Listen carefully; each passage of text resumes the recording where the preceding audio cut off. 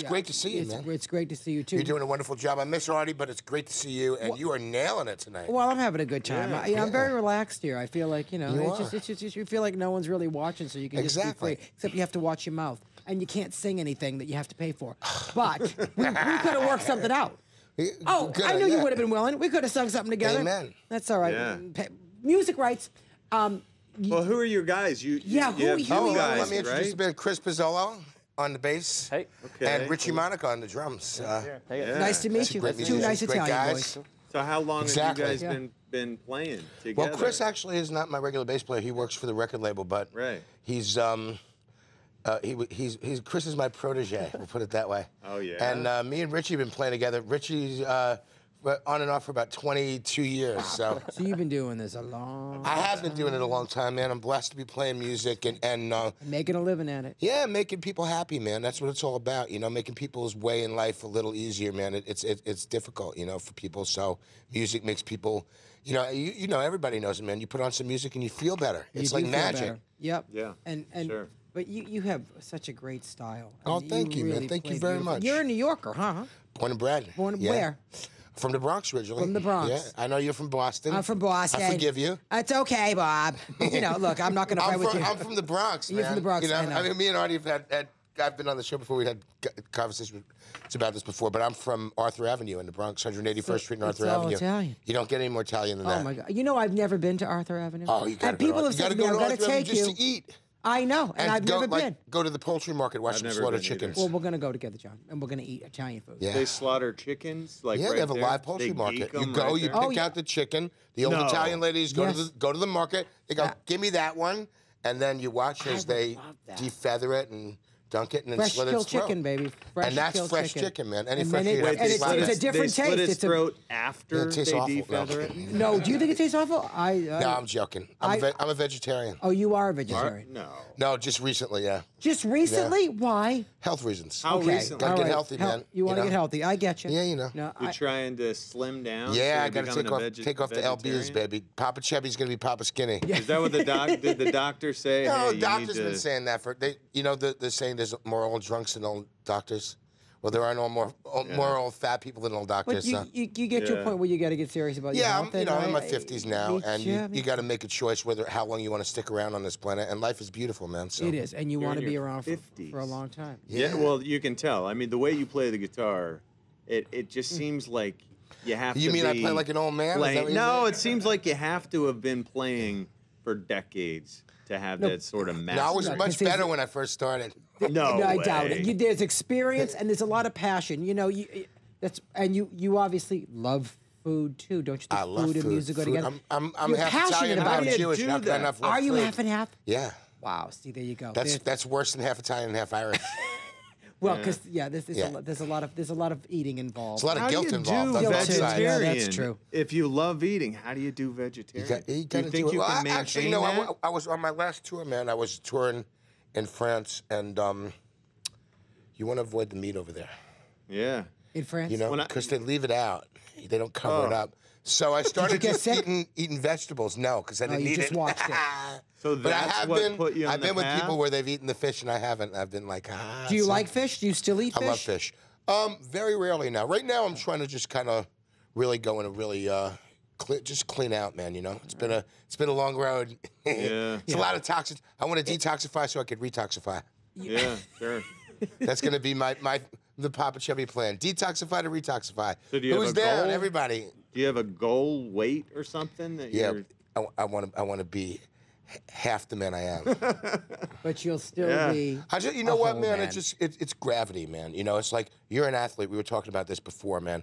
Like when I remember being 30 and like carrying a big screen TV down 2 flights of stairs by myself. I remember being 40 and playing laser tag. Yeah. By the time you're hitting 50, yeah, I'll bet. It changes. Things change, man. You got to change. You know how it is, man. Like even in sports, man. Great athletes who played into later years, they change your game, man. You got to change your game. You can't play the same game you did as a young man. And there are benefits to it too, man.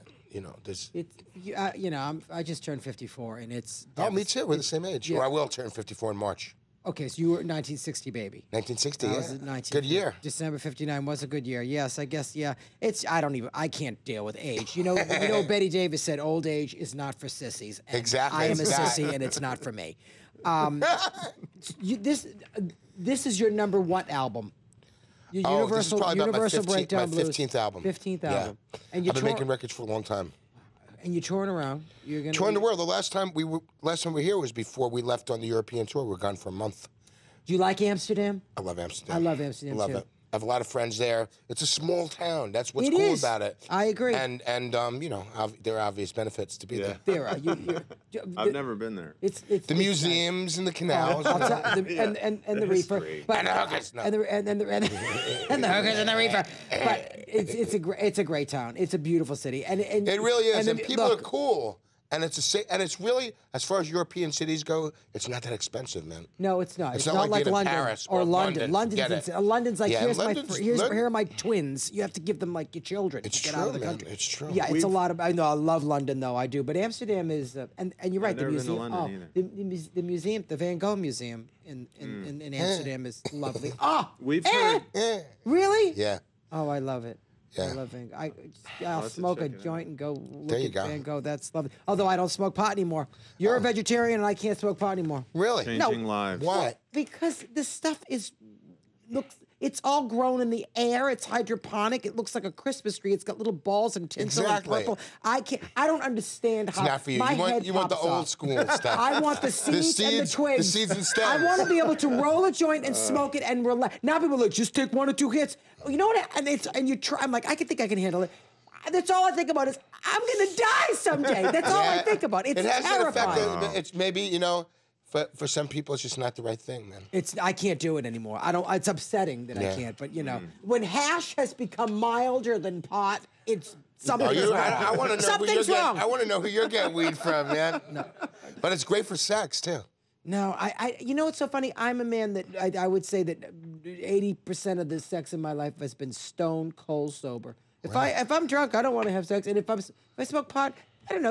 I don't know. I don't want to have sex with anybody who would have sex with me while I was sober. Really? I don't know what that means. Well, but it's something important in there for sure. Yeah, sure. Well, I heard that in Europe, it seems like the fans are more appreciative of your music. I Have wouldn't you say that. I noticed think people are appreciative everywhere, but there's just more of them, man. It's bigger. I just played a venue in Paris called Trianon, which was it's like a 1,800 seat venue, completely sold out. A 300-year-old ornate theater. It's just like such a great experience, man. That's you know. But the you know what? I'm not complaining, man. It's great here too. Like I'll be on the 26th of December. I'll be playing the Iridium in New York. I love Iridium. It's a great club. It's got a lot of history. Yes, it I've does. played with the Les Paul Trio there, which is great because I love standards, man. I'm probably the one guy who sat in with them who actually knew their repertoire.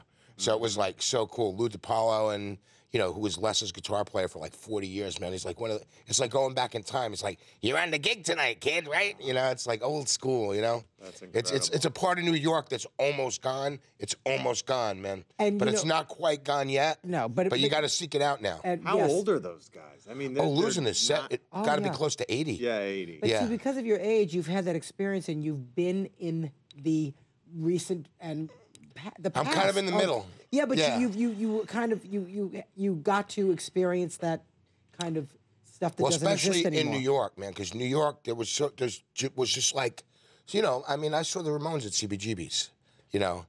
I saw the Police at CBGB's, where like everybody says they saw that show. I saw that show.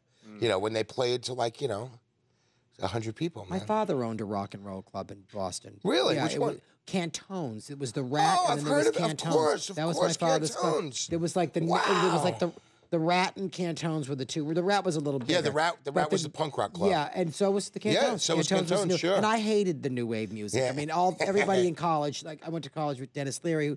They all were like, "Your father owns Cantones." I was like, I liked R&B. I was going to see Phyllis Hyman and Wow. Luther Vandross and Stephanie Mills and Earth, Wind and Fire. That's what I liked, and everyone else. It was an Italian restaurant during the day, and at night it was a new wave rock and roll club.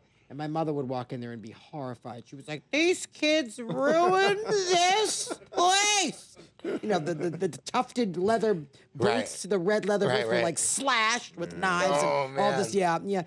You know, but it was an interesting time, and it had quite a history, Cantones. It really did. So you know that. Yeah, well, there was in Boston too, man. Had a lot of, I mean, you know, I've been playing in Boston since I'm like 18, so. I played the Rat many times. I never played Cantones, but I knew about it. It was a famous club, for sure. I never made the connection. That was my father. I mean, he just kind of. My brother Teddy actually ran the club.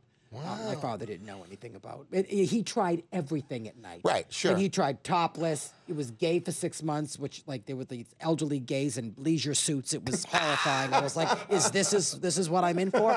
But you know, and topless women, you know, and then finally someone came to my brother and said, you should make it a new wave rock and roll club, and it stuck. And it was there for years. It closed in '83, but it was there for quite some time. Yeah. Amazing. Yeah. So it's pretty great. So you're gonna be at Iridium, and do you have a website? Yeah, popachubby.com. www.popachubby.com. Where you're gonna be?